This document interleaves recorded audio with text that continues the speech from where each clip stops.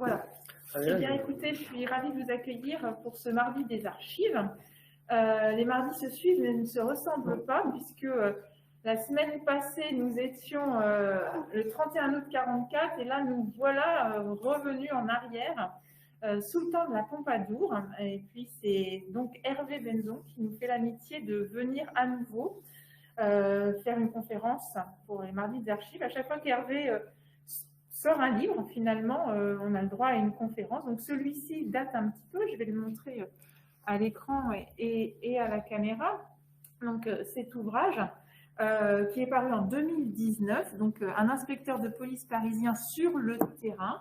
Et c'est de cet inspecteur de police, je n'en dévoile pas le nom, confidentialité oblige, hein, bien entendu, dont Hervé va nous parler ce soir. Donc, je te laisse la parole, Hervé. Eh bien, merci Élise. D'abord, merci à Élise Bourgeois et au personnel des archives départementales de m'avoir invité et de me laisser l'occasion de faire découvrir un peu mes travaux de recherche donc sur la police sous Louis XV et sous la Pompadour, évidemment. Et puisque la scène, l'essentiel de ma conférence se passe à Paris, au bord de la Seine, eh bien, je vais d'abord essayer de vous transposer dans le Paris du XVIIIe siècle, un Paris qui est beaucoup plus petit que celui que vous connaissez, puisqu'à l'époque, sa surface couvrait à peu près les 12 premiers arrondissements, un Paris qui est entouré par des murailles, des remparts dont on sort pour se rendre à la campagne, parce que la banlieue à l'époque, c'est la campagne. Les campagnes d'Île-de-France viennent jusque sur les murs, et des villages de différentes tailles, des paroisses de différentes tailles, donc entourent Paris, chacune avec sa spécialité. Vous en avez qui sont relativement importantes, comme Argenteuil, qui est la plus grande paroisse viticole du royaume de France, à l'époque où il faut abreuver la population de Paris, 600 000 âmes, 600 000 habitants, donc un peu aujourd'hui on a dépassé les 2 millions ou à peu près 2 millions. Donc, Argenteuil, c'est 5 000 habitants, 5 000 contre plus de 100 000 il me semble aujourd'hui. Vous avez Montreuil qui est aussi un village qui est investi par les vignerons depuis le Moyen-Âge, 2 500 habitants contre 100 000 habitants et plus aujourd'hui. Et puis, vous avez des localités qui sont de véritables hameaux, comme le Blanc-Ménil, par exemple, plusieurs dizaines de milliers d'habitants aujourd'hui, 75 habitants à la veille de la Révolution. Donc, des lieux qui ont été profondément transformés. Je disais qu'il y avait chacun leur spécialité agricole. Par exemple, quand on va du côté de Roissy, la plaine de France, eh bien, ce sont des céréales à perte de vue, finalement, comme dans le Santerre ou dans la Miennois. Et en revanche, quand on va à Montreuil, donc des vignes, mais aussi des murs à pêche, des pêches qui font la fortune des jardiniers locaux. La vallée de Montmorency, qui est aussi plantée en vignes et en vergers, enfin bon, bref. Donc des campagnes d'Île-de-France très différentes de celles que l'on connaît aujourd'hui et qui sont, à l'époque de Louis XV, qui attirent une grande partie de la jeunesse des provinces, en tout cas des provinces des environs, puisqu'il faut savoir que, contrairement à ce qu'on pense souvent, sous Louis XV, la situation sociale n'est pas tellement meilleure qu'elle l'était sous Louis XIV. Et en réalité, si l'on accepte la période 1750-1771, où ça va à peu près bien, le reste du temps, ça ne va pas tellement bien, et les campagnes sont pleines de jeunes qui tentent leur chance et donc qui migrent vers la capitale. Alors on a des dizaines de milliers de jeunes gens, des hommes et des femmes, qui viennent parce que pour eux, Paris, c'est un Eldorado. C'est un Eldorado, enfin c'est ce qu'ils imaginent avant d'être arrivés. Et donc dans un premier temps, la plupart d'entre eux sont probablement éblouis par la vie à la ville. À l'époque, la ville, ça attire.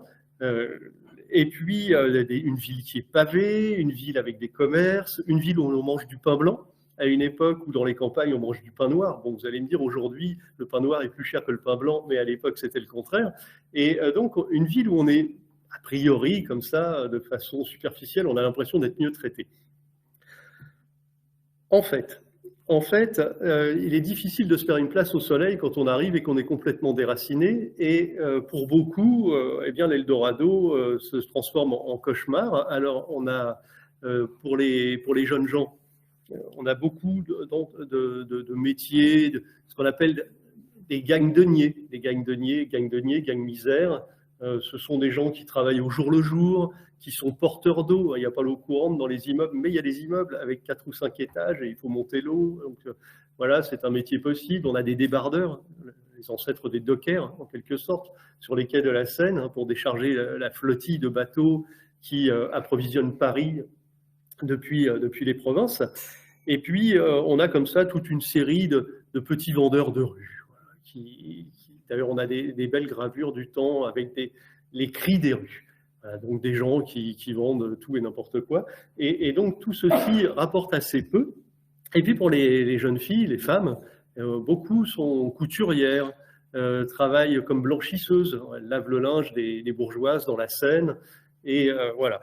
On a comme ça tout un tas de jeunes gens, d'ailleurs qui ne restent pas jeunes toute leur vie, et en tout cas qui, pour utiliser un terme anachronique, au XVIIIe siècle, forment une sorte de prolétariat en constitution qui va prendre la place que l'on sait ensuite avec l'industrialisation. D'une part. D'autre part, la police. Alors la police, elle est bien sûr sur les rangs et sur les dents, parce que la police, elle est inquiète. Hein. Vous voyez tous ces jeunes qui sont sortis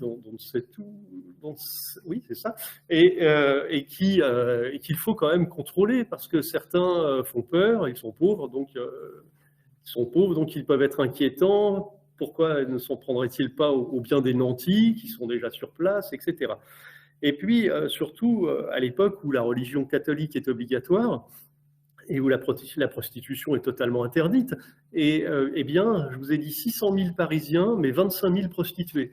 Ce qui est, d'après les chiffres de la police, 25 000 prostituées en 1762. C'est quand même assez important. Des jeunes filles, des jeunes femmes qui viennent le plus souvent des provinces des environs et dont l'archétype est Manon la Picarde. Voilà, des Manon la Picarde, ils en arrêtent beaucoup, les policiers, et ensuite ils couchent leur nom sur les registres d'écrou qui sont conservés aux archives de l'Arsenal, on appelle les archives de la Bastille, et entre autres. Et donc on a les noms, et c'est intéressant quand on est historien, parce que ça permet d'abord de voir dans quelle mesure le phénomène a touché une grande partie de la population, et dans quelle mesure la police sévissait ou pas, où les gens étaient enfermés ou pas. Alors les hommes allaient faire, quand ils étaient condamnés, faisaient des séjours à Bicêtre, de longs séjours à l'hôpital, maintenant c'est l'hôpital de Bicêtre. Et puis les femmes allaient à la Salpêtrière, la Salpê, qu'on appelait la grande maison. Mais tout ceci relevait de l'hôpital général qui n'avait rien d'un hôpital, puisqu'en réalité, c'était des lieux qui servaient la politique de renfermement des pauvres, des miséreux, des marginaux. Et donc à la Salpêtrière, par exemple, qui était le plus grand établissement pénitentiaire du royaume, on enfermait aussi bien les mendiantes, les estropiés, les folles, les épileptiques, les prostituées, enfin bon, tout ce qui pouvait faire peur ou gêner. Les voleuses aussi, bien sûr. Et dans le même temps, les autorités de l'État étaient très inquiètes parce qu'il y avait une sorte de mauvais esprit généralisé à Paris, peut-être davantage sous Louis XV que sous les règnes précédents, en tout cas sous Louis XIV, parce que la population pouvait un peu plus s'exprimer, un peu plus. Et à ce moment-là, donc, la police s'est retrouvée en charge de l'étude de l'opinion publique, pour assurer la sûreté du pouvoir royal et de ses tenants. Et à ce moment-là, au milieu du XVIIIe siècle, on s'aperçoit, quand on analyse les registres d'écrou ou les registres d'arrestation de la police, que de plus en plus de libraires, d'imprimeurs, de relieurs de livres, de nouvellistes à la main, c'est-à-dire des sortes de pigistes, on dirait aujourd'hui, hein, des gens qui sont au courant d'un scandale et qui vont essayer de le monnayer le plus cher possible, eh bien ces gens-là, qui souvent apportent des informations qui sont illicites ou qui sont tabous, se font surveiller et arrêter massivement. En tout cas, dès qu'ils diffusent des ouvrages ou des pamphlets qui blessent l'État, le roi et sa famille, la religion. Voilà. Alors on s'en doute, les forces de l'ordre ont beaucoup d'ouvrages et elles utilisent et elles dépensent beaucoup d'énergie, une énergie folle, pour essayer d'infiltrer et de sécuriser le terrain, et surtout pour maintenir coûte que coûte un mode de vie qui sera favorable aux privilégiés. Voilà. Alors dans un tel contexte, certains policiers, parmi les plus doués, vont être utilisés par les autorités, et notamment ceux de la Sûreté de Paris, qui est un département à part, vous le verrez. Et parmi eux, vous avez un homme sur lequel je me suis penché particulièrement, parce que j'ai mené plusieurs années de recherche sur son cas, c'est Jean Pousseau. Alors, je vais essayer de le faire fonctionner comme il faut. Et voilà, dont vous ne verrez que la signature, parce qu'on n'a pas son portrait. On n'a pas son portrait du tout. Il est né en 1703, donc il y a plus de 3 siècles. Il est né à Tonnerre, dans le diocèse de Langres à l'époque, mais aujourd'hui Tonnerre, c'est dans le département de l'Yonne. Et donc c'est un personnage qui est arrivé quand il était petit, en 1709. Il est arrivé à Paris à la faveur du grand hiver et de la famine qui a suivi le grand hiver. Ses parents ont quitté Tonnerre et se sont installés, ils avaient un peu de biens quand même, c'était des vignerons. Ils se sont installés rue Saint-André-des-Arts, dans le quartier latin, où ils ont ouvert un cabaret et où ils sont devenus marchands de vin, ce qui était une profession très très courante dans la capitale. Voilà, alors ce personnage, Pousseau, Jean Pousseau, il va commencer sa vie en quelque sorte dans le cabaret de ses parents, et puis par la suite, c'était tout à fait traditionnel à l'époque, il va reprendre la même profession et ouvrir à son tour un cabaret dans la rue des Grands Augustins, à proximité de la Seine et dans la même paroisse que ses parents. Alors les archives que ce personnage a laissées nous permettent d'appréhender à la fois les missions d'un officier de police de Louis XV, mais aussi une certaine atmosphère, comment dirais-je, nous laisse percevoir à quoi ressemblait Paris sous Louis XV et quelles étaient les caractéristiques de la population. Donc, afin de vous présenter l'univers de Pousseau, j'ai choisi de partager ma conférence en trois parties, en 3 axes. Voilà. Donc, pardon. Ici, l'organisation de la police parisienne au XVIIIe siècle. Ensuite, nous verrons comment la police est surtout au service de la sécurité de l'État au plus haut niveau. Et puis, enfin, nous nous interrogerons sur la question de savoir si, comme on le disait à l'époque, si la police française était bien la meilleure police d'Occident. Voilà. Alors, sur l'organisation de la police au XVIIIe siècle, il faut savoir que l'État royal est bien organisé et Paris a été quadrillé en 20 quartiers de police qui sont tous différents. Il y a des quartiers plutôt huppés, comme Saint-Honoré, et des quartiers plutôt miséreux, comme Saint-Marceau, enfin Saint-Marcel, dans l'actuel 13e arrondissement. Bon. Pour sécuriser les lieux, il y a 48 commissaires, donc un peu plus de 2 commissaires par quartier, ça dépend aussi la taille du quartier, et tous ces gens sont sous l'autorité d'un lieutenant général de police, qui est un personnage très important, qui est une sorte de ministre sans le titre, et qui est le seul responsable devant Louis XV. Donc le lieutenant général de police est un personnage qu'on appelle le magistrat, et qui dispose d'un tribunal qui se trouve au Châtelet de Paris. Donc là, c'est place du Châtelet maintenant. Évidemment, tout ça, il n'en reste rien. Vous aviez le Grand Châtelet, dont vous avez ici une représentation. On traverse la Seine et de votre côté, le Petit Châtelet. Voilà, dont il ne reste rien non plus.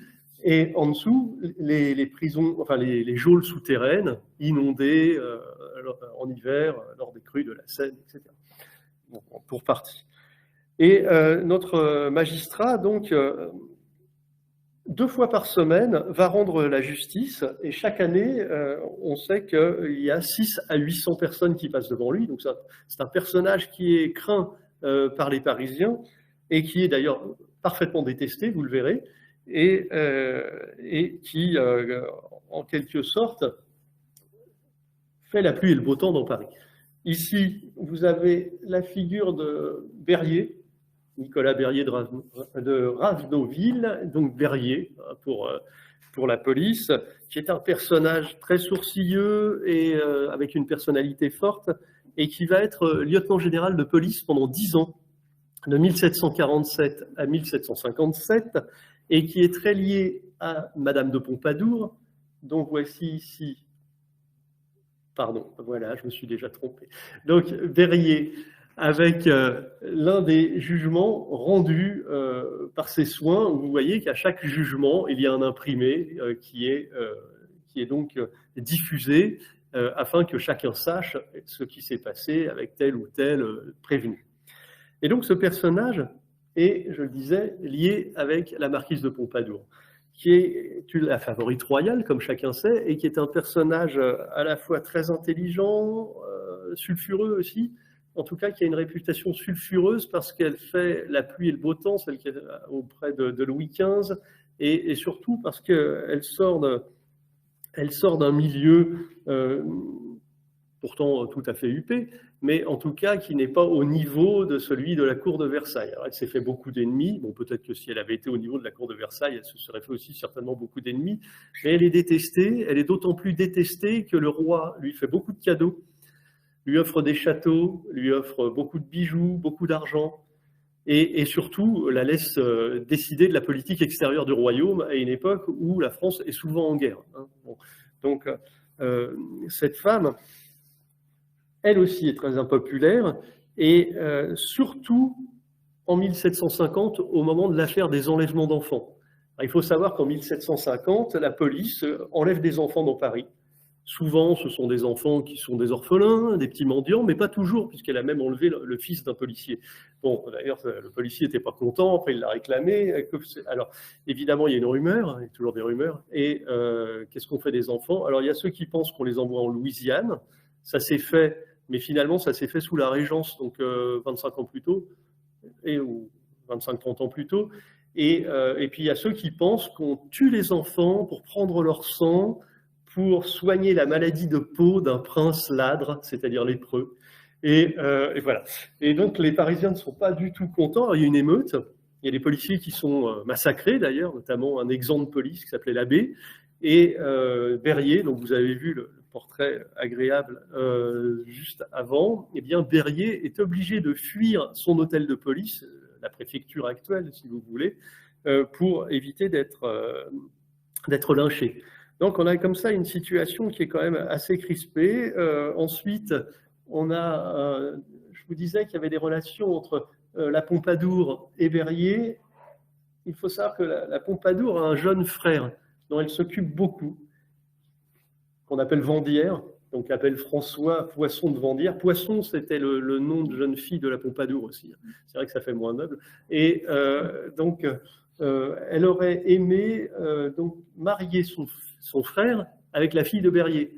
Mais son frère n'a jamais voulu. Bon, alors ça faisait d'ailleurs, ils s'entendaient bien, hein, la Pompadour et son frère, mais là sur le sujet, d'après les chroniques de l'époque, ils se disputaient beaucoup sur le sujet. Elle n'a jamais réussi à lui faire épouser la fille de Berrier, dont je n'ai pas trouvé de portrait. En tout cas, en tant que commissaire du roi, le lieutenant général de police exerce donc une fonction qu'on peut comparer aussi à celle des intendants de justice, qui sont dans les provinces du royaume. Il n'y en a pas à Paris, là. Et à ce titre, il se rend chaque samedi à Versailles pour faire son rapport au roi. Donc c'est quand même assez impressionnant parce qu'on a vraiment là quelqu'un qui est les yeux du roi dans sa capitale. Dans une capitale que les rois de France craignent depuis Louis XIV parce que c'est une capitale populaire, prompte à s'émouvoir, comme on dit à l'époque, c'est-à-dire à faire des émeutes, à produire des émeutes. Et donc, pour tenir tout ce petit monde à l'œil, eh bien, la police détient une arme assez importante, hein, les lettres de cachet. Alors, les lettres de cachet, c'est le roi qui signe. Vous voyez la signature Louis, à peu près, enfin, en dessous du texte, et plus bas, vous avez Philippot, donc l'un de ses ministres. Et là, sans jugement, vous êtes envoyé en prison pour un temps indéfini, qui peut durer des années, et même des décennies.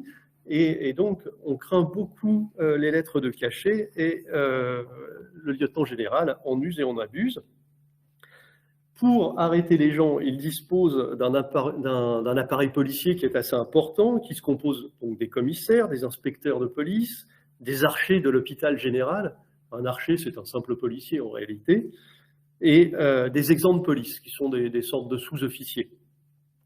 Donc c'est un personnage dont l'influence secrète, puisque à la fois la population le connaît, mais ignore complètement ses relations avec le roi, eh bien, c'est un personnage dont l'influence secrète lui permet d'intervenir très directement et très discrètement auprès des familles aisées. Par exemple, lorsqu'un rejeton s'est battu en duel ou a commis une escroquerie. Et donc, il arrive à faire échapper aux foudres de la justice toute une série de jeunes gens dont les familles payent. Et donc, c'est un personnage qui est aussi très riche, vous l'avez deviné. Voilà. En même temps, il entretient, grâce à cette méthode, un solide réseau de solidarité avec la noblesse, avec la haute bourgeoisie parisienne, parce que bon, voilà, tout le monde lui est redevable, et c'est assez important. En dessous, donc, j'ai parlé rapidement des commissaires, qui sont des gens qui ne sont pas toujours appréciés du lieutenant général parce qu'il ne les tient pas à 100%. En revanche, les inspecteurs sont à sa botte. Et donc, ce sont des personnages qui sont beaucoup plus importants pour la suite, vous allez voir. Ces inspecteurs, eh bien, il y en a une vingtaine qui sont répartis dans Paris et qui sont propriétaires de leurs charges et qui détiennent un uniforme. C'est un uniforme bleu. Alors ici, voilà, ici, vous avez un traité de police qui a été réalisé à l'époque de Louis XIV, hein, c'est celui de Nicolas de la Mare, et qui, comment dirais-je, qui va permettre à l'administration d'avoir une police cohérente, bien organisée, avec des salaires, des tarifs, etc. Et là,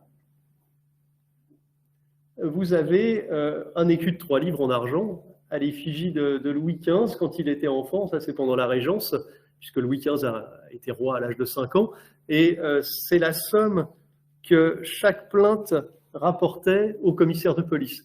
Donc un bel écu d'argent de 3 livres, ce qui correspond à peu près 4 journées de travail d'un petit paysan. Donc pour chaque plainte, et dans Paris, les plaintes, il y en avait beaucoup. Pour revenir aux inspecteurs de police, ici, on voit des prostituées qui sont devant la porte Saint-Martin à Paris et qui sont emmenées à la Salpêtrière. Elles sont dans une charrette et au premier rang, hein, vous avez des policiers qui pourraient être des inspecteurs avec des cannes, qui sont des matraques en réalité, et derrière en bleu, les gardes françaises. Les gardes françaises, c'est la garnison de Paris et de Versailles. Donc toujours en bleu. Souvent, ils se font arrêter parce que ce sont des proxénètes. Et vous avez aussi les gardes suisses en rouge, qui sont aussi fréquemment arrêtés, mais qui ne relèvent pas de la justice française parce que ce sont des Suisses et donc ils obéissent aux lois de Charles Quint. Enfin, c'est quelque chose d'autre. Bon, voilà, ils sont mieux payés que les gardes françaises aussi. Donc ici, les inspecteurs, comme je disais, vous les voyez, ce sont des gens qui sont assez violents, hein, qui manient le fouet aussi, qui n'hésitent pas à chasser les vagabonds qui jouent aux cartes ou aux dés dans les fontaines du château de Saint-Cloud, les fontaines qui étaient à sec bien sûr. Et donc voilà, il va y avoir une fête du duc d'Orléans, donc on va chasser les pauvres et l'inspecteur et les siens arrivent à cheval, fouettent les gens dans les fontaines pour les faire partir tout simplement. Ce sont des gens qui sont aussi, comment dirais-je, qui sont parfaitement au fait de tout ce qui se passe dans le quartier où ils vivent, qui ont une foule d'informateurs et qui sont à la fois responsables de Paris, mais aussi de cette multitude de cabarets qui entourent Paris, parce que le vin y est moins cher puisque moins imposé. Et ici, vous avez, donc là, aujourd'hui, c'est à peu près à Belleville, plutôt côté 19e arrondissement, donc à l'époque c'est en dehors de Paris, mais ici vous avez le Tambour Royal, donc, qui est un cabaret qui est très connu, et vous voyez la joyeuse ambiance, et donc les inspecteurs mènent l'enquête assez fréquemment aussi dans tous ces lieux. et arrête beaucoup de gens, arrête des soldats, des gardes françaises, arrête des prostituées, des mendiants, etc. et recense, ou plutôt enregistre, les noms de leurs prises dans de beaux registres qui sont donc déposés à la bibliothèque de l'Arsenal entre la Bastille et la Seine à Paris. Alors, il faut insister sur un point, c'est que ces inspecteurs sont très mal payés. Ils sont payés 300 livres par an. 300 livres par an, c'est même pas une livre par jour, donc ça correspond à ce que gagne un petit paysan. Donc ça paraît quand même vraiment pas beaucoup, mais on ajoute 500 livres de traitement principal et 200 livres de gratification. On arrive à 1000 livres par an, c'est quand même vraiment pas beaucoup, quand on sait que pour devenir inspecteur de police, il faut acheter ce qu'on appelle un office, et cet office coûte très cher, plusieurs dizaines de milliers de livres. Et donc on peut se demander ce qui pousse des gens à acquérir, comment dirais-je, un office donc pour devenir officier de police, alors que ça ne rapporte pratiquement rien. On va voir qu'en réalité, ça rapporte beaucoup, mais pas forcément officiellement. Donc, ces inspecteurs de police mènent des patrouilles, aussi bien le jour que la nuit, dans tout Paris, enfin chacun dans son quartier, bien entendu, et ils accompagnent le commissaire, mais c'est l'inspecteur qui a le droit d'arrêter. Et ils sont aidés par ce qu'ils appellent leurs gens. À chaque fois, voilà, je suis allé en patrouille avec mes gens, avec tous mes gens, etc. Et ils sont aussi aidés à l'occasion par les patrouilles du guet. Alors il y a plusieurs, comme ça, plusieurs structures qui se complètent. Et donc il y a 700 soldats du guet qui aident la police lorsque c'est nécessaire. Ce sont des gens qui sont là aussi pour encadrer les foules au moment des exécutions publiques, qui sont assez fréquentes encore au XVIIIe siècle, même si elles sont moins fréquentes qu'elles l'étaient au XVIIe siècle et auparavant. Donc, vous ajoutez à cela les 3500 gardes françaises, plus les gardes suisses, qui sont encasernés à Argenteuil et dans les paroisses des environs. Et vous avez une ville qui est quand même assez sécurisée et dont la population, hein, Paris, la population parisienne est partagée probablement entre le sentiment de crainte et en même temps sans doute la satisfaction pour certains d'être protégés. Donc on a un sentiment qui est peut-être assez ambigu, où les inspecteurs vont être appelés à l'occasion et au contraire détestés à d'autres, notamment lors de l'affaire des enlèvements d'enfants, etc. À partir des années 1740, donc on sent une crispation du pouvoir royal, une crispation indéniable, et cette fois, l'inspecteur de police va occuper une place de plus en plus centrale. Il est chargé désormais de surveiller tous les garnis, tous les hôtels, de surveiller tous les registres des logeuses, ce sont souvent des logeuses, pour savoir exactement qui vient dans Paris et pourquoi, et tout cela demande donc une énergie folle. Et pour ce faire, il faut aussi jouer sur l'existence des mouches. Plusieurs dizaines de milliers de mouches, on dirait des mouchards aujourd'hui, sont stipendiés par les inspecteurs de police sur leur front propre afin de déterminer ce qui se passe et de pouvoir réagir avant l'explosion, en quelque sorte. Ici, vous avez une carte de Paris où vous voyez donc Paris aujourd'hui, ça arrive jusqu'au bois de Boulogne hein, et jusqu'au bois de Vincennes, hein, donc on voit que c'est quand même beaucoup plus petit. Là, vous avez Montmartre, la Chapelle, et c'est donc tous ces environs qui sont particulièrement inquiétants pour la police, parce qu'ils sont investis d'une part par les provinciaux, dont je parlais tout à l'heure, mais aussi donc par tous ceux qui vont aller s'abreuver dans les cabarets. C'est une espèce de, on pourrait dire, une zone grise, parce que la police y est beaucoup plus rare que dans la capitale. Oui. Voilà. Alors, bien sûr, il y a la maréchaussée qui est là, mais la maréchaussée a des effectifs qui ne sont pas pléthoriques à l'époque. Donc, voilà. Donc c'est une zone très inquiétante. Revenons-en à Jean Pousseau. Donc, ce personnage, on peut se demander comment il passe de marchand de vin à officier de police à l'époque de Louis XV, à une époque où, déjà même aujourd'hui, je ne sais pas si c'est si simple, mais à une époque où en tout cas changer de catégorie sociale, c'est tout sauf évident. Eh bien, enfin moi j'ai émis une hypothèse, c'est le fait que ce personnage, qui était marchand de vin à la suite de ses parents dans le quartier Saint-André-des-Arts, a dû rencontrer toute une série de personnes qui inquiétaient, ou en tout cas qui étaient sous la surveillance. Saint-André-des-Arts, à l'époque, c'est très populaire, très pauvre. Ces pauvres vont boire du vin, on ne boit pas d'eau à l'époque, ou très peu d'eau, parce que l'eau de toute façon est malsaine, ou alors on met de l'eau dans le vin, ou vice-versa. Et donc Pouceau est au courant, c'est de tout un tas d'affaires. C'est aussi un quartier qui est investi par la communauté juive de l'époque. Or, les juifs qui sont à Paris à l'époque sont tous étrangers, pas de juifs français. Et donc, ils ont besoin de passeports. Pouceau les connaît, ça apparaît dans ses écrits. Et puis, Pouceau, c'est aussi quelqu'un qui est né à Tonnerre. Et qui est né à Tonnerre, tout comme un certain André Timoléon Déon, qui est secrétaire de la police et qui est aussi le bras droit d'Argenson, qui était donc le ministre de la police pendant un temps sous Louis XV. Et cet André Timoléon Déon de Tesset, pour dire son nom complètement, eh bien, c'est un personnage qui est né à Tonnerre, comme les membres de la famille Pouceau. Et Timoléon Déon de Tesset avait un frère qui s'appelait Jacques Déon de Pomard et qui était lui aussi un secrétaire du comte d'Argenson. Et à eux deux, ils protégeaient leur neveu, à l'époque du lieutenant général de police Hérault. Et ce neveu, c'est le célèbre Charles Geneviève, chevalier Déon, lui aussi né à Tonnerre et qui est un espion de Louis XV, qui est un espion de Louis XV tout à fait particulier, qui a été donc baptisé à Tonnerre, qui est membre du secret du roi, donc son office d'espionnage, et qui a été envoyé en Angleterre, à Londres, et qui correspond avec la marquise de Pompadour pendant la guerre de 7 ans.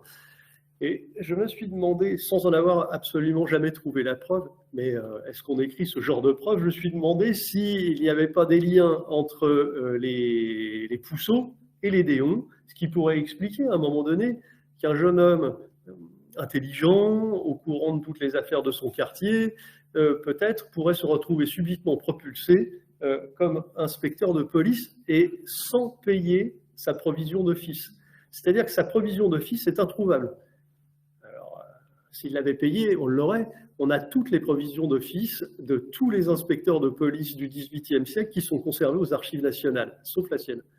Donc on peut se demander pourquoi. C'est quand même tout à fait étrange. Et donc ce personnage, j'ai creusé, je suis allé aux archives de Lyon à Auxerre et j'ai trouvé des parrainages de Pouceau, de membres de la famille Pouceau, au XVIIe siècle, des parrainages par les Déons. Bon, après, je n'ai encore une fois aucune preuve de ce que j'avance, mais voilà, il y a un faisceau de présomption qui concerne Pouceau. Et peut-être, donc c'est comme ça qu'il aurait pu entrer dans la police et donc quitter la rue des Grands Augustins et qui se trouvait au débouché du pont Saint-Michel et devenir cet inspecteur qui va être si important. J'insiste quand même sur l'originalité de son parcours parce que nous sommes à une époque où déjà il y a des cascades de mépris social qui éclaboussent les membres des strates inférieures de la société, peut-être encore plus qu'aujourd'hui, certainement même, c'est avant la Révolution quand même. Et donc j'insiste sur le fait qu'on ne quitte pas un milieu pour entrer dans un milieu si élevé comme ça. L'inspecteur a laissé plusieurs registres. Alors ici, vous avez l'un de ses manuscrits, un manuscrit d'1140, donc conservé aux archives de l'Arsenal, ce qu'on appelle les archives de la Bastille aussi, la bibliothèque de l'Arsenal, pardon, c'est le véritable nom. Et donc voilà, vous avez la couverture. Ici, vous avez 438 folios pour l'un des registres, c'est le plus gros, mais les autres sont assez conséquents aussi, mais des pages ont été arrachées. Je reviendrai sur le sujet. Et vous voyez à gauche donc les noms des personnes qui ont été capturées. Ensuite, vous avez dans la deuxième colonne, alors vous ne pouvez pas lire, mais je vous traduis, c'est en abrégé Grand Châtelet, Petit Châtelet, Salpêtrière, les lieux où ils ont été enfermés, la date. Ensuite, si c'est un ordre du roi, c'est-à-dire donc une de ces fameuses lettres de cachet, ou au contraire s'ils ont été capturés en flagrant délit pendant une patrouille, tiens, en train de vider tel ou tel appartement. Et il faut savoir que les cambriolages sont monnaie courante, parce qu'à Paris, à l'époque, il suffit de prendre un marteau et de défoncer le mur. Et très facilement, on arrive chez le voisin, donc les cambriolages sont vraiment fréquents.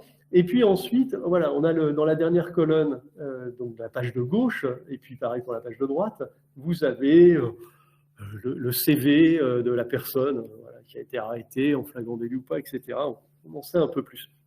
Et ici, on a un véritable sommier qui est assez intéressant dans la mesure où ici on a le travail d'un inspecteur qui pourrait être un inspecteur dans l'esprit des Lumières, en quelque sorte. Vous allez voir qu'il n'était pas du tout dans l'esprit des Lumières pour le reste, mais là, dans l'esprit des Lumières, où on rationalise son travail, où l'on essaye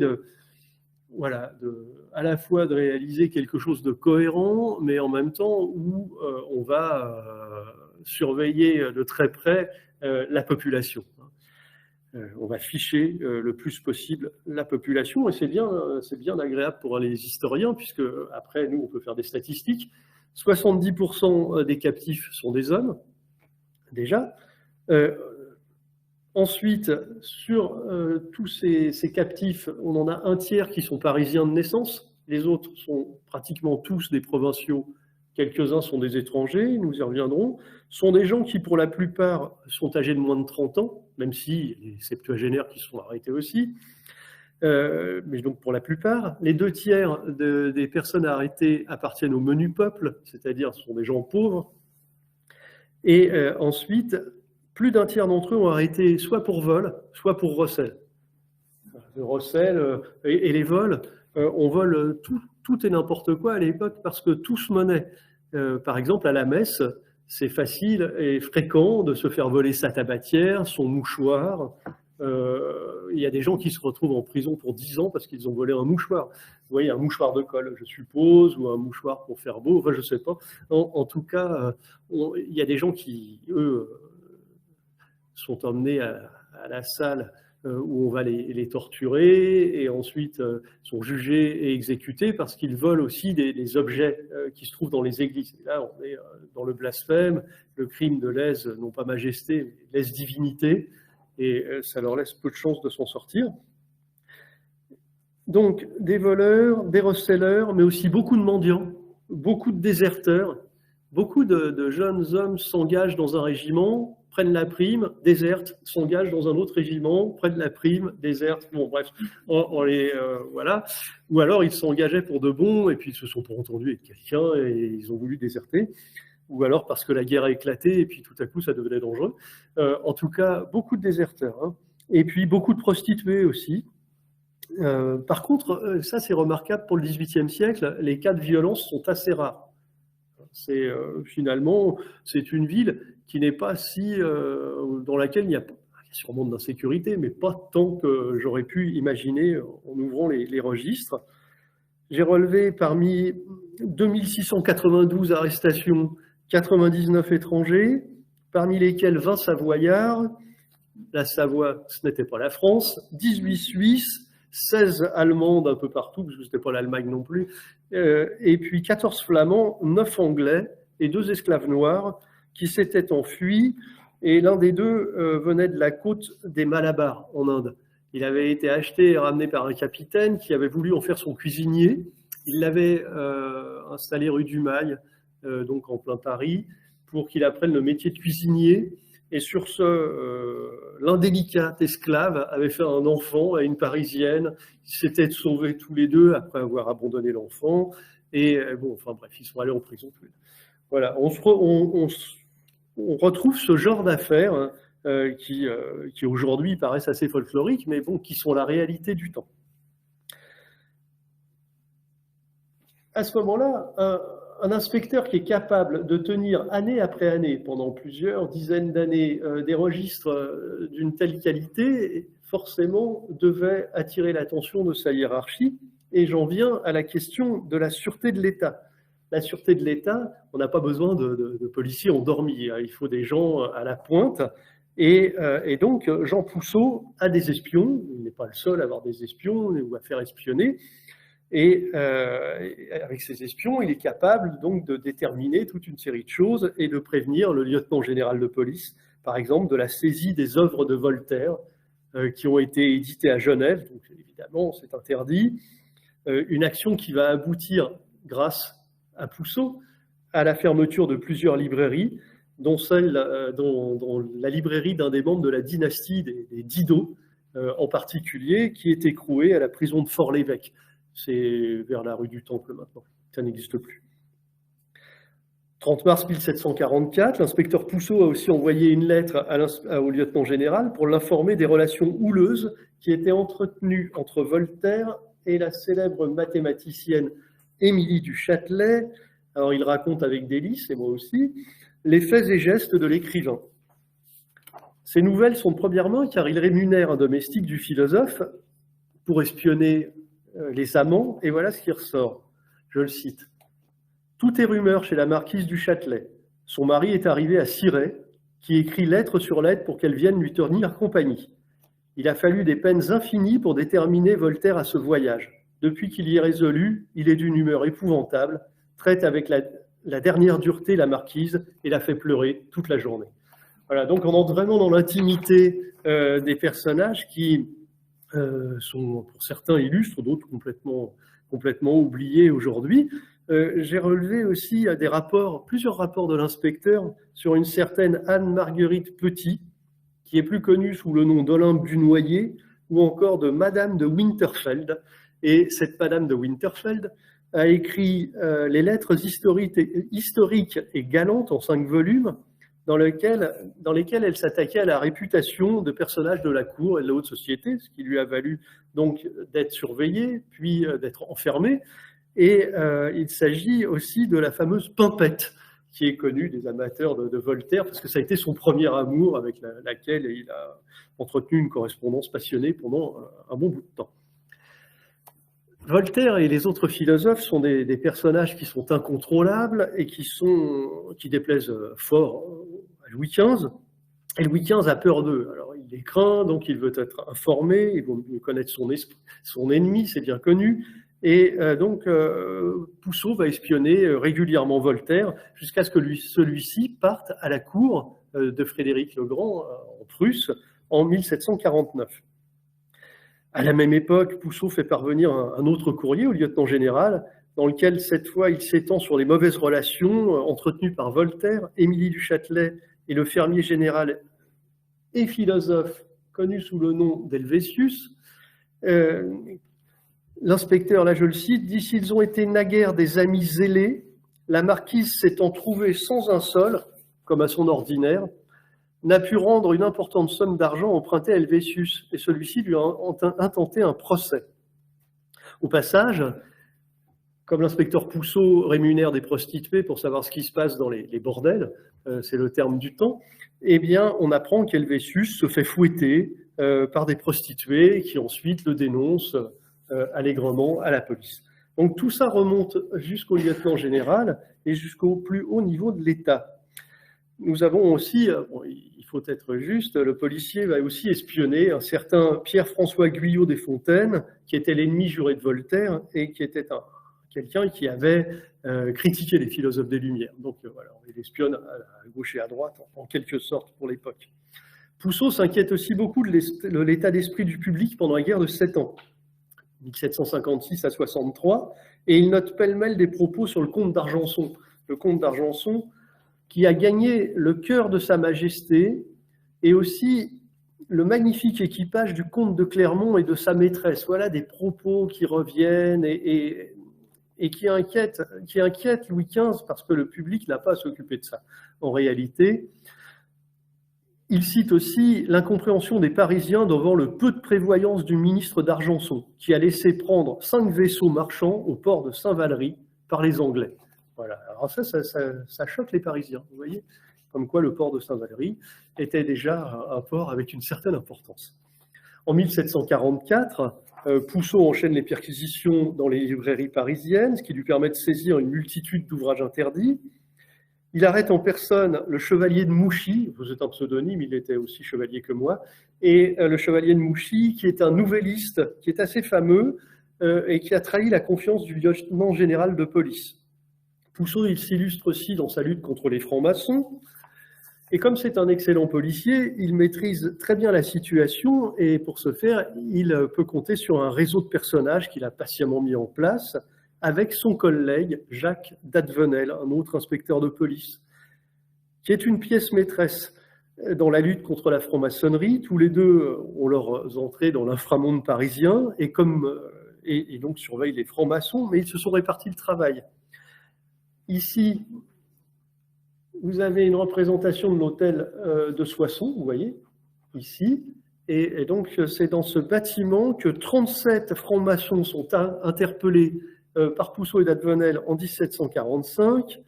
Ce sont des bourgeois, pour la plupart, qui appartiennent à les loges maçonniques de bouchers et de boulangers. Par contre, Pouceau, lui, il s'occupe plutôt de la noblesse, et de la noblesse parisienne et de la noblesse à Versailles. Ce qui lui vaut d'ailleurs de solides inimitiés, et aussi d'être chansonné. À l'époque, on chansonne beaucoup, et donc dans une chanson que je ne vous chanterai pas, il est traité de Jean Foutre, et donc on devine qu'il n'est pas tellement apprécié donc des francs-maçons, ce pauvre Pouceau. Pouceau, c'est un malin, il utilise aussi sa famille, enfin qui est assez restreinte parce qu'il a une épouse mais pas d'enfant, et donc il envoie Marguerite, qui s'appelait Marguerite Ignard de son nom de jeune fille, il envoie Marguerite pour enquêter jusqu'à Fontainebleau sur la disparition d'un certain Bacharach, qui est un joaillier juif âgé de 32 ans et qui a envoyé une lettre en hébreu à son frère Salomon Bacharach à Londres, capitale d'un État ennemi à l'époque. Et on a pu avoir la missive parce que le bateau qui transportait la lettre a été arraisonné par des corsaires français. Et donc la lettre est revenue, et qu'est-ce qu'on apprend ? Que dans cette lettre en hébreu, en réalité, il y en avait une autre qui était écrite en françois, dans laquelle l'écriture était contrefaite, et elle était directement adressée au roi d'Angleterre. Alors, 12 jours de recherche par Madame Pouceau, et d'autres, bien entendu, et à l'Isle-Adam, à Fontainebleau, à Paris, enfin bon, bref, un peu partout, et on finit par embastiller Bacharach, qui va passer donc 3 ans en prison avant d'être exilé du royaume en 1749 à la faveur du traité d'Aix-la-Chapelle et de la paix qui vient d'être signé. Pouceau arrête aussi un certain Brunel, qui est le valet de chambre du maréchal de Belle-Île, un descendant de Fouquet, et qui est soupçonné de recevoir de l'argent de la reine de Hongrie, donc Marie-Thérèse d'Autriche en réalité, mais à l'époque on l'appelle toujours la reine de Hongrie, la mère de Marie-Antoinette. Ensuite, Pouceau arrête un couple, le couple d'Orival. Le mari est français, mais c'est un espion du Grand-Duc à Bruxelles, et son épouse, Madame de Saint-Priest, encore un faux nom, est, selon Pouceau, très suspecte. Donc voilà, ce Pouceau est donc, encore une fois, un homme de terrain, un spécialiste de l'espionnage politique, et à ce titre, il va intégrer le cercle très fermé des policiers qui vont protéger la marquise de Pompadour. En effet, la marquise de Pompadour est quelqu'un de très inquiet, je l'ai dit tout à l'heure, elle est détestée, elle est jalousée et surtout, elle a peur d'être empoisonnée. C'est une personne qui craint le poison et qui fait dormir son médecin personnel pas dans sa chambre, mais dans le mot m'échappe, mais donc dans la pièce qui précède sa chambre, l'antichambre, voilà, j'y suis. Et donc c'est quelqu'un qui fait toujours goûter ce qu'elle mange, ce qu'elle boit, et son inquiétude donc va permettre à la police d'intervenir et d'y gagner des subsides conséquents, vous le verrez. Pouceau utilise parmi ses espionnes l'une de ses nombreuses maîtresses, Marie-Geneviève Dion, dite la maréchale. C'est une ancienne voleuse qu'il a sortie de cellule et à qui il a confié nombre de mouches. D'ailleurs, on les appelle la bande à la maréchale, voilà, dans les documents. Et c'est une femme qui est assez avide d'argent, bon, avide de liberté, ça paraît évident, et qui finira toutefois par retrouver les murs de la Salpêtrière parce qu'elle a fini par marchander leur liberté, moyennant finance, à d'autres prisonniers. Voilà. Donc, elle a manqué de sens politique et elle a perdu sa liberté. On a aussi des informateurs qui se trouvent dans les cafés. et qui appartiennent à la bourgeoisie cette fois, hein, et qui régalent d'anecdotes salaces, Louis XV, qui est très intéressé par l'intimité de ses sujets, voilà, et par tous les secrets de famille. Enfin, Pousseau est chargé d'espionner les ambassadeurs étrangers. On est dans une période qui est quand même une période de guerre, la guerre de succession de Pologne, la guerre de succession d'Autriche, la guerre de 7 ans. Donc, beaucoup d'ambassadeurs étrangers sont sous le regard de la police. Et notamment, ici, cette vue de la Salpêtrière que j'ai oublié de vous montrer. Voilà, donc le plus grand lieu d'enfermement du royaume pour les femmes, aujourd'hui un hôpital. Et ici, Charles de Lorraine. Alors Charles de Lorraine, c'est un prince ennemi de la France, un grand ennemi de la France. Il est gouverneur général des Pays-Bas autrichiens, c'est-à-dire de la Belgique à peu près. Et c'est un noble dont le frère aîné, qui s'appelait François de Lorraine, a épousé Marie-Thérèse d'Autriche. C'est donc son beau-frère à Marie-Thérèse. Et Pousseau ne peut évidemment pas se rendre chez Charles de Lorraine, mais évidemment, il a payé des domestiques pour espionner. Et donc, on apprend, et le roi apprend en même temps, qu'il s'est trouvé à une réception chez Charles de Lorraine à Paris, un espion anglais déguisé en abbé pour s'informer de ce qui se passe. Et en pleine guerre de succession d'Autriche, à un moment d'effervescence diplomatique, on a un certain Thomson, un autre, qui a posté 3 courriers à Londres depuis 8 jours, et puis un sieur Fesch, qui est chargé des affaires du prince de Wurtemberg. Et ces hommes s'entretiennent régulièrement avec le comte de Stainville, pour l'heure au service de l'Autriche. Et ils ont même dîné pour fêter la récente union du prince Charles avec Marie-Anne, la sœur cadette de Marie-Thérèse d'Autriche. Donc si vous avez suivi, les 2 sœurs ont épousé les 2 frères, et tous sont des ennemis de la France. Finalement, Stainville, ce Français qui est pour l'instant au service de Marie-Thérèse, est un fin politique et va savoir changer, retourner sa veste et passer au service des Français. Mais à l'heure actuelle, lorsque Pousseau le fait espionner, voilà ce qu'il a fait. Un gâteau a été servi dans la plus grande magnificence. Voilà, il a écrit magnificence. Et il avait sûrement été impressionné. Alors, on a représenté, tant par les décorations que par le dessert, toutes les actions du prince, et même sur chaque cristaux de sucre, il y a des figurines en caramel qui représentent comme il a vaincu les François. Voilà, donc un beau gâteau. Alors ça choque évidemment en haut lieu la police. L'envoyé du roi de Suède, le représentant du roi de Prusse sont quotidiennement espionnés par Pousseau et par d'autres, et leurs serviteurs sont achetés à prix d'or, on imagine. L'anglais Thomson est proche de l'ambassadeur de Hollande, il fait l'objet de 51 rapports en un mois, rédigés par 2 mouches, dont on n'a pas qui sont restés anonymes. En tout état de cause, l'activité de Pousseau en tant que maître espion va être attestée jusqu'en 1758, pour le moins, parce qu'on n'a pas toutes ses archives. Et donc le voilà remarqué au plus haut niveau. Et ce qui m'amène au 3e point de cette communication.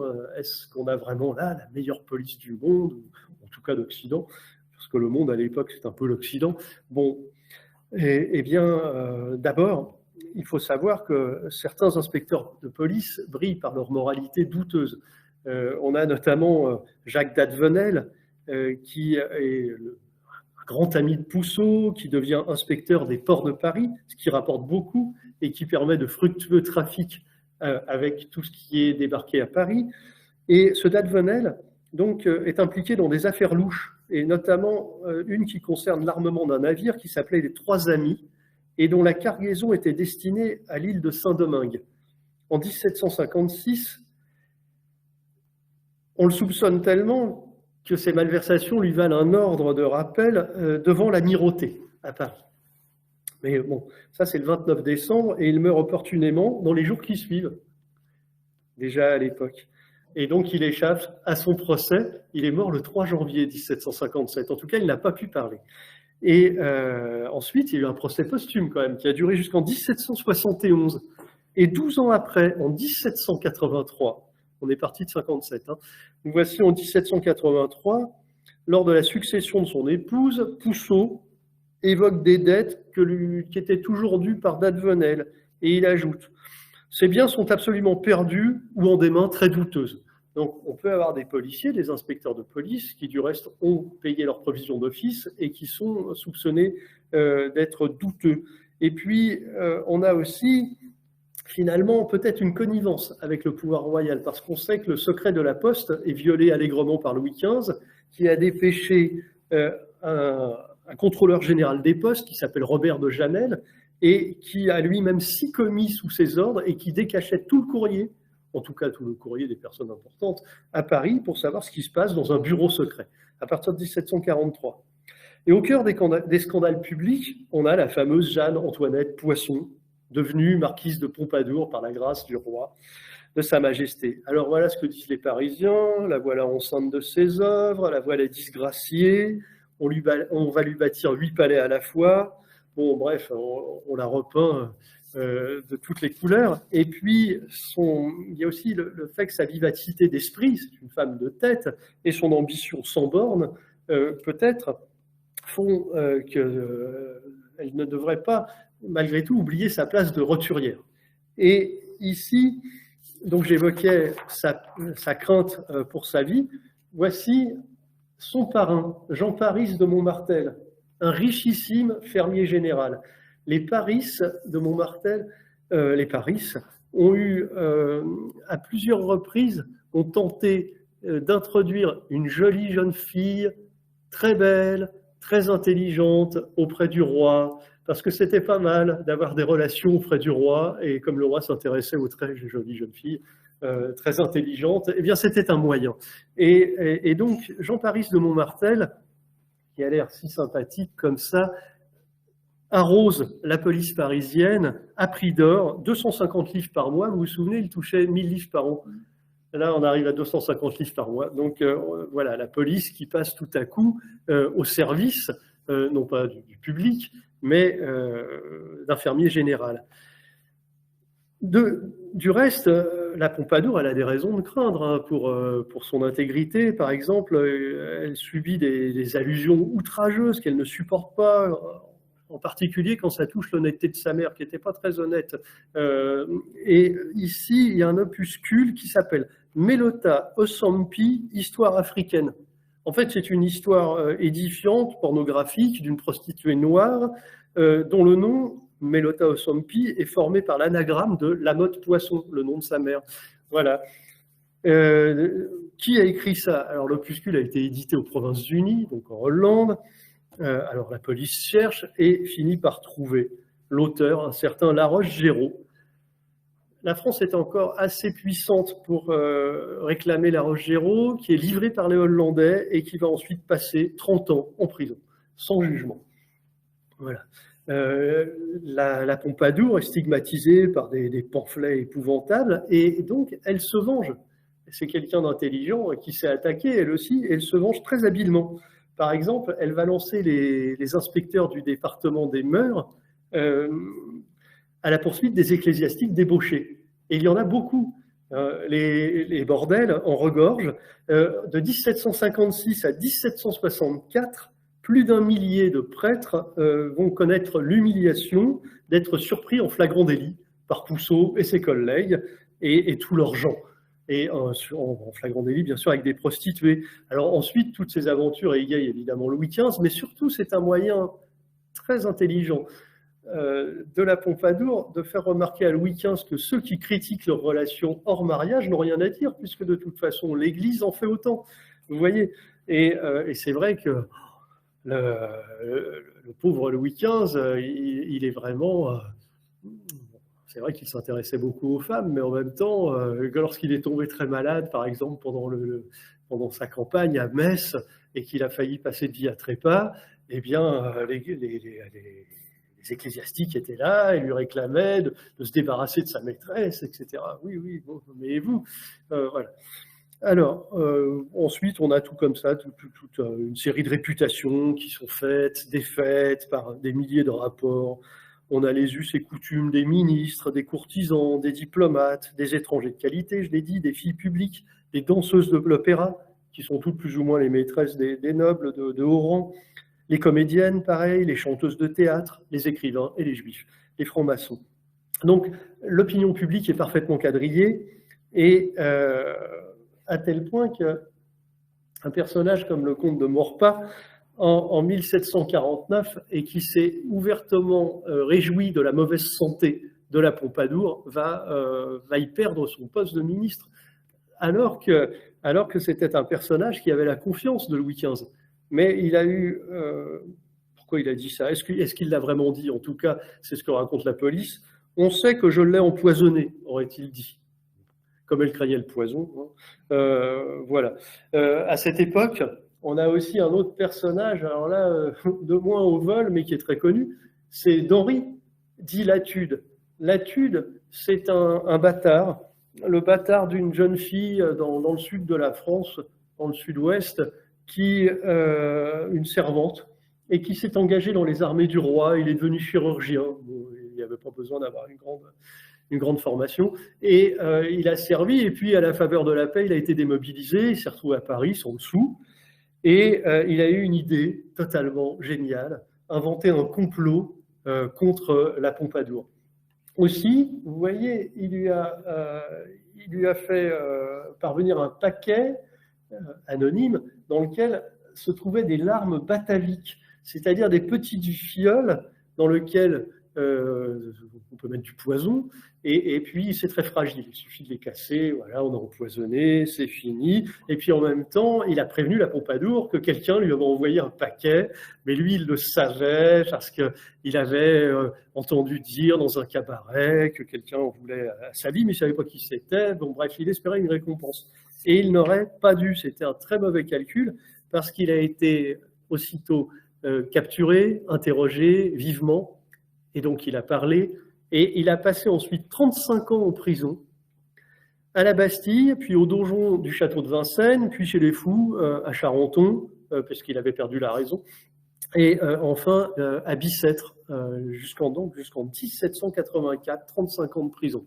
C'était un crime de lèse-majesté de formuler l'hypothèse d'un attentat contre la maîtresse royale. Bon, j'avance un peu. Ici, vous avez le prince de Conti, à gauche, qui était un proche du roi, c'était son cousin, c'était aussi le maître du secret du roi, donc un personnage de haut vol, qui lui aussi va, vous m'excusez l'expression, sauter sur les manigances de la police et de la Pompadour, et finalement se retrouver exilé à l'Isle-Adam, c'était un exil doré, mais dans le beau château de l'Isle-Adam. Il ne peut plus revenir à Versailles. Et puis le comte d'Argenson. Le comte d'Argenson qui aurait écrit, là encore une lettre, est-ce vrai, est-ce faux, mais selon Pousseau, selon la police, il aurait dit en parlant du royaume de France à sa maîtresse, Madame d'Estrades, je cite, « Nous serons les maîtres du tripot ». Voilà, ce qui avait beaucoup déplu à Louis XV, hein, qu'on compare la France au tripot, à un tripot. On ne sait pas si c'est une lettre qui a été fabriquée de toutes pièces ou pas. En tout état de cause, au fur et à mesure que les ministres sautent, eh bien, on a des fidèles de la Pompadour qui les remplacent. Et ça, c'est très important. On voit par exemple arriver Berryer, vous vous souvenez, le lieutenant général de police, qui quitte la police pour la marine, puis il devient garde des Sceaux. Bon, après il meurt. On a ensuite Bertin, Henri Bertin, ici, qui va remplacer Berryer à la police. Vous avez aussi le ministre Choiseul qui obtient la marine. Donc à chaque fois, ce sont des fidèles de la Pompadour. Or, la Pompadour opère ce qu'on appelle à l'époque le retournement d'alliance. C'est-à-dire que la France, qui était alliée à la Prusse contre l'Autriche, va s'allier à l'Autriche contre la Prusse d'une guerre à l'autre, de la guerre de succession d'Autriche à la guerre de 7 ans, au moment où la Pompadour obtient des terres sur les marges orientales du royaume de France, et des terres qui lui sont octroyées donc, par les ennemis de la France. Donc, évidemment, l'opinion publique, surtout l'armée et la police, lui en veulent beaucoup. J'avance un peu. Henri Bertin, qui a l'air si gentil comme ça, avec son air un peu d'agneau, avec cette perruque blanche, en réalité, c'est un personnage redoutable. Hein, il ne faut pas se fier à son air angélique. Il a envoyé son frère aîné, Louis Mathieu, à la Bastille. avec l'accord de son père. Louis Mathieu était un capitaine dans l'armée du roi, mais le père ne l'aimait pas, le frère non plus, c'était le marquis de Frateau. Et il a passé 27 ans à la Bastille, ce qui a permis au cadet, que vous voyez ici, de devenir l'aîné et d'hériter de la fortune familiale. Donc des gens qui sont toujours à la limite de la moralité, on peut dire. Pour en venir à Pousseau, j'ai retrouvé dans l'une de ses patrouilles, en 1752, l'arrestation d'un certain Pierre Parisot, un tailleur âgé de 22 ans, qui était soupçonné d'avoir porté une lettre à Versailles à un certain Gourbillon, qui était le valet de chambre de la marquise, afin qu'il le remette à sa maîtresse. Et là encore, le Parisot a été arrêté avant midi, il a été interrogé par la police jusqu'à 4 heures du matin, et il a craqué, et il a reconnu avoir rédigé une lettre afin, tout comme Latude 3 ans auparavant, afin d'obtenir une récompense. Il avait, selon les termes de l'inspecteur Pousseau, il avait imaginé avec 2 M le stratagème. Le stratagème pour exciter Madame la Marquise à lui remettre de l'argent pour rembourser ses dettes. Voilà, lui aussi, il n'aurait pas dû.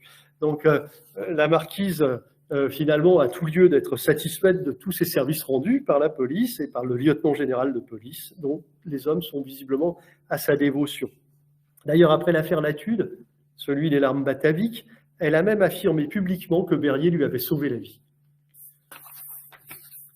L'inspecteur Pousseau, lui, sert aussi ses intérêts personnels avec brio, et il possède des relations assez prestigieuses, notamment des fermiers généraux, et en particulier un certain Papillon de la Ferté. Papillon de la Ferté, il est connu parce que c'est lui qui était l'un des personnages qui fournissait Louis XV en prostituée, en très jeune prostituée, en réalité en très jeune fille, 13 ans à peu près, et 13-14 ans, et qui lui fournissait aussi des lieux où il pouvait s'ébattre, on va dire. Et c'était aussi quelqu'un donc qui était main dans la main avec l'inspecteur Pousseau avant l'établissement du célèbre parc au Cerf, hein, au château de Versailles.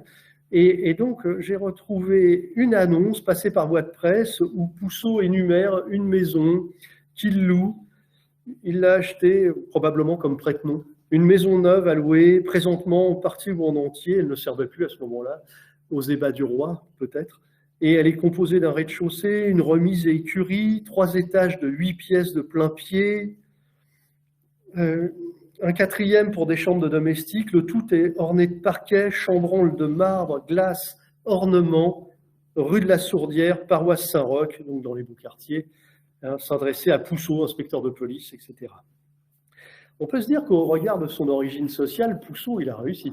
Il a commencé sa carrière donc comme fils de marchand de vin qui avait fui Tonnerre après la famine. Il a acheté une maison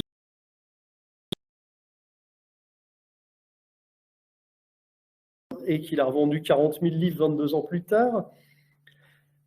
Donc un investissement assez fructueux. C'est aussi quelqu'un qui a profité des largesses de la marquise de Pompadour, très probablement, peut-être même de celle du roi. En tout cas, il a obtenu une pension que j'ai retrouvée aux archives nationales, une pension royale, donc qui n'était pas forcément très importante, mais en tout cas qui montre qu'il avait su monter jusqu'aux plus hautes strates de la société. Son travail de surveillance au cœur de la sûreté de Paris lui avait valu certainement d'être remarqué. Et puis, c'est aussi quelqu'un, j'ai évoqué les Juifs du quartier Saint-André de la paroisse Saint-André-des-Arts à l'époque. Eh bien, il y a eu un scandale avec l'un de ses collègues, l'inspecteur Legrand, voilà, qui exigeait des paiements et des présents de la part des Juifs, je cite, en reconnaissance des peines qu'ils se donnaient pour enregistrer leur passeport. Donc voilà, c'est très clair. Alors il y a eu une enquête interne qui évidemment l'a innocenté, mais voilà, on peut supposer que tout ça était encore une fois assez fructueux.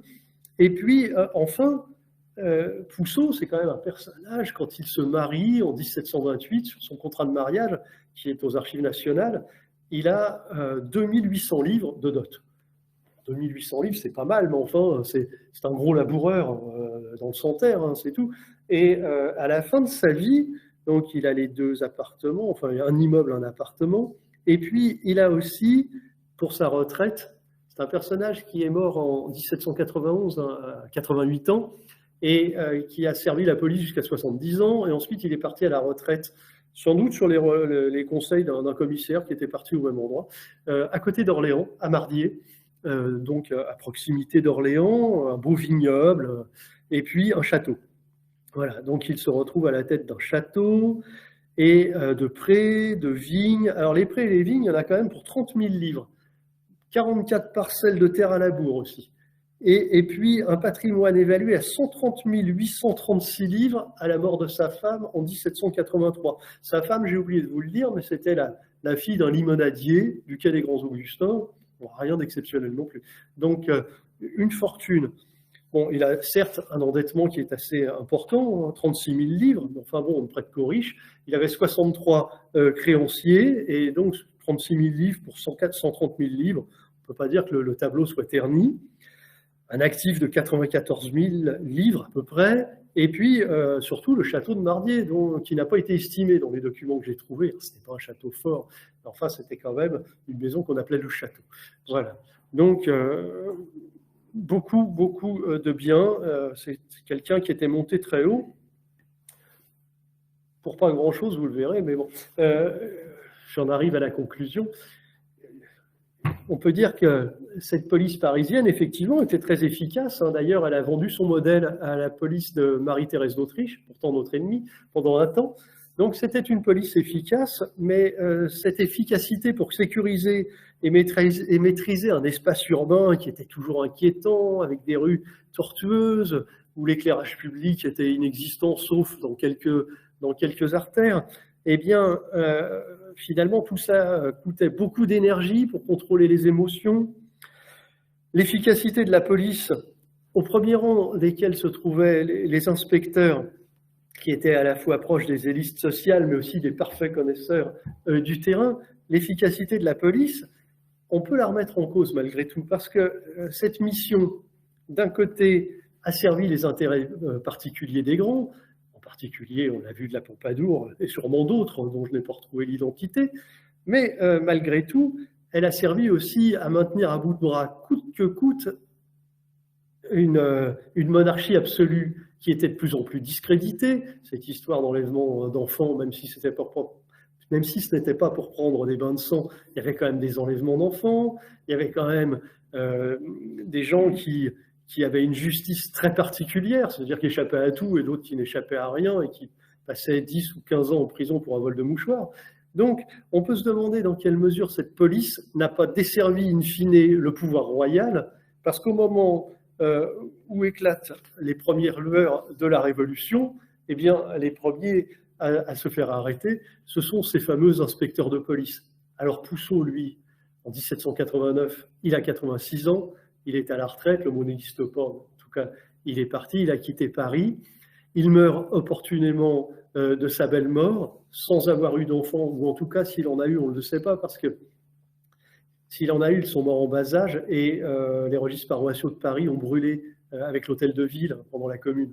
Donc on ne saura jamais vraiment s'il a eu des enfants. En tout cas, il n'a pas eu d'enfant qui a atteint l'âge adulte, mais il avait des neveux. Et parmi eux, l'un des deux a participé à un attentat contre un député montagnard à Orléans en 1793, et l'héritage de Pousseau n'est pas allé très loin dans la famille, il est parti à l'État puisque son neveu a été guillotiné en 1793. Voilà, je vous remercie.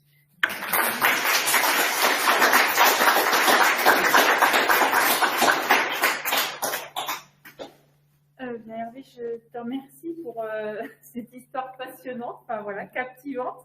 On est reparti voilà, dans un siècle précédent avec des us et coutumes parfois étonnants.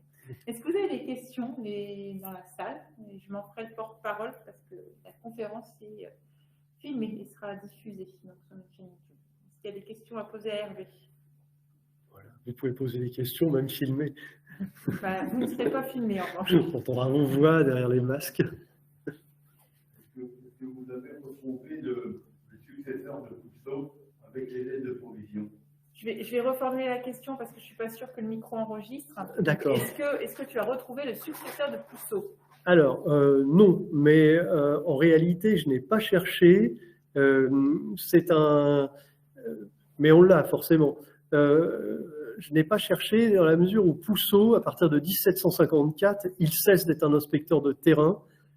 C'est un point que je n'ai pas évoqué, je ne voulais pas non plus être trop long, mais Pousseau, en remerciement de ses services, s'est retrouvé le grand organisateur des nouvelles halles de Paris, de la halle au blé. Vous savez, là où, dans les années 70, il y avait le fameux trou des halles. Eh bien, avant le trou des halles, ces halles qui ont été détruites, elles ont été imaginées par des architectes qui obéissaient à Pousseau et qui notait dans ses registres d'arrestation tout un tas d'informations sur les forts des Halles, les gros forts des Halles, les petits forts des Halles, etc. Oh, c'est passionnant, vous avez Bon Sujet, Ivrogne avec un Y, enfin voilà, il les a tous fichés, et donc il a permis la réorganisation des Halles parisiennes, parce que c'était très compliqué d'arriver jusqu'au quartier des Halles, il y avait beaucoup d'embouteillages déjà à l'époque. Et donc, à partir de 1754, il cesse d'être à la sûreté, il passe inspecteur des Halles, et là, je n'ai pas cherché, donc je ne peux pas vous dire. Mais c'est sûrement accessible, sa provision d'office au successeur. Voilà. Il y a une autre question? Oui, moi j'ai une question sur les sources, sur la façon dont tu as cherché et dont tu nous as projeté un certain nombre de manuscrits et documents. Il me semble que tu as dit que tu es à Auxerre, je crois, trouver un certain nombre d'informations. Est-ce que tu allais à Paris aussi chercher un certain nombre de documents? Si oui, où? Et est-ce que tu as eu aussi des difficultés, des fois, à trouver un certain nombre de choses? Voilà, à un moment donné, je me suis dit, bon, là, je suis dans une impasse, parce que le document, je ne l'ai pas. Je reformule aussi la question des sources, Hervé, à Auxerre et puis à Paris. Alors, la question des sources. Eh bien, j'ai eu beaucoup de chance. Je vais partir d'une anecdote. Je voulais absolument savoir où était né Pousseau et ça n'apparaissait pas. Ça n'apparaissait pas aux archives nationales, ça n'apparaissait dans le minutier central des notaires que j'ai beaucoup interrogé. Ça n'apparaissait pas non plus à la bibliothèque de l'Arsenal où se trouvent les archives de la Bastille. Et pour moi, c'était important de savoir d'où sortait Pousseau. Est-ce que c'était un Parisien? Est-ce que c'était pas un Parisien? Bon, peut-être que c'est pas si important que ça, dans le fond. Mais voilà, il y a eu un moment où je me suis posé la question. Et pourquoi Auxerre? Eh bien, parce que j'ai fini par trouver aux archives nationales, donc à Paris, où je suis allé beaucoup, le contrat de mariage de Pousseau et de Marguerite Françoise Ignard. Et là, il y avait une vingtaine de témoins, hein, à l'époque, un contrat de mariage, on faisait venir toute la famille et plus si encore, parce qu'il y avait des intérêts en jeu. Et il y avait la marraine de Pousseau. Cette marraine de Pousseau s'appelait, de mémoire, Madeleine Bazard. Madeleine Bazard, j'ai trouvé, c'était la veuve d'un bourgeois de Paris, Pierre Lefebvre ou Jean Lefebvre. Bon, bref, Madeleine Bazard, je me dis, c'est amusant, les Bazards, c'est un nom dans la Somme. Il se trouve que je fais beaucoup de recherches aux archives départementales de la Somme et que je trouve beaucoup de Bazards aussi. Donc j'ai cherché et elle n'était pas de Picardie, mais j'ai trouvé, grâce à un site en ligne qui s'appelle Généanet, qui compte des millions d'entrées, j'ai fini par retrouver Madeleine Bazard et puis, on va dire, Pierre Lefebvre. Et donc, elle était de Tonnerre. Donc, à partir de là, je suis allé aux archives départementales de Lyon et bingo, voilà, Jean Pousseau était natif de Tonnerre, comme toute la famille, depuis longtemps. Voilà. Et donc, pour les sources parisiennes, il y a des difficultés à trouver des sources, peut-être? Non. La seule difficulté, les seules difficultés, c'est lié à la façon dont les sources ont été conservées à la bibliothèque de l'Arsenal. Il y a eu toute une période où on n'avait pas encore la numérisation des archives, ça n'existait pas. Et donc, pour protéger les sources, des microfilms ont été réalisés. Et c'est souvent compliqué, ça fait très mal aux yeux, moi je trouve. Quand on sait qu'on a 438 pages à dépouiller et que tout est microfilmé, des fois c'est décourageant. Alors, pour certains registres, j'ai eu la permission de prendre des photos et ensuite de tout dépouiller chez moi en agrandissant bien comme il fallait les pages. Mais pour d'autres documents, notamment tout ce qui touche à l'espionnage, c'est encore microfilmé, c'était parfois fastidieux. Donc ça, c'est une difficulté quand même. La graphie, c'était facile. Au XVIIIe siècle, on lit très facilement. Sauf peut-être les brouillons des gazetins de la police secrète qui sont microfilmés et mal écrits, mais bon, voilà, il a fallu faire avec. Et puis il y avait quelque chose d'autre, mais là, ça ne me vient plus. C'est malin. Bon, une autre difficulté. Ah oui, certains registres avaient les pages arrachées et des registres de Pousseau avec des pages arrachées. Pourquoi? On ne sait pas. Donc ça, c'est une difficulté. Est-ce qu'il y avait des choses inavouables? Et puis pourquoi les archives de Pousseau, qui étaient conservées par les inspecteurs jusqu'à leur mort, et ensuite qui revenaient au lieutenant général de police, pourquoi elles se sont retrouvées à la Bastille? Pourquoi elles ont été finalement sauvées au moment où la Bastille a été prise par les Parisiens? Bon, enfin, on ne sait pas tout, hein. Et donc ça fait partie peut-être des difficultés. D'autres difficultés aussi, des travaux qui ont été réalisés sur la police par mes collègues, notamment sur des commissaires de police, ou qui évoquent des policiers tout à fait scrupuleux, une police parfaite, le service public. Enfin bon, il ne faut pas non plus noircir le trait, mais et moi je trouvais l'inverse. Alors des fois c'était un peu inquiétant, mais effectivement, moi je n'ai pas dans mon ouvrage qui est ici, qui a été peut-être montré tout à l'heure, l'émission d'un inspecteur de police parisien, eh bien, je n'ai pas l'impression, effectivement, j'ai quelqu'un de tout à fait efficace, mais je n'ai pas l'impression d'être face à un parangon de l'honnêteté, et pour certains de ses collègues non plus. Donc voilà, ça c'était des difficultés. Ensuite, non, ça prend du temps. Ça prend du temps à dépouiller, mais c'est passionnant. Et puis les archives de la police sont d'autant plus passionnantes qu'elles fourmillent de détails qu'on ne trouve pas dans les autres séries. Là, en ce moment, je suis en train de travailler sur les archives du bailliage de Montdidier, au XVIIe et au XVIIIe siècle. Alors, ce sont des policiers beaucoup moins importants, mais pourtant, on est capable, à la lecture de ces documents, là par ailleurs extrêmement mal écrits, on est capable donc de découvrir, de lever le voile en fait sur un territoire dans lequel on évolue maintenant et qui a complètement changé. C'est un travail de combien d'années, ce travail, pour arriver jusqu'à l'ouvrage? Alors, il y a eu 5 ans. 5 ans, le dépouillement des archives, l'analyse, et puis ensuite la rédaction. Oui, voilà. Ouais, en général, c'est assez bon. Juste pour donner aussi une réponse, la difficulté aussi, c'est peut-être la longueur de temps de l'enquête archiviste. Et puis, dans un livre d'histoire, alors certains n'aiment pas, mais moi j'adore, mais je suis historien, on doit tout justifier, tout ce qu'on dit, il y a une note en bas de page avec la cote et le document. Ça prend beaucoup de temps. Pas seulement de relever la cote, mais surtout de taper les notes infrapaginales. Ça prend énormément de temps, il ne faut pas se tromper, et puis on ne peut pas raconter n'importe quoi. Par exemple, ce que j'ai raconté sur Déon, et sur les liens avec les Pousseau, voilà, j'ai bien pris des pincettes pour pas... Voilà, en fait, on n'en aura jamais aucune preuve, à moins que... Voilà. Comment tu as pu rencontrer l'inspecteur Pousseau? Est-ce que c'était le point de départ ou c'était une rencontre comme ça pendant tes recherches?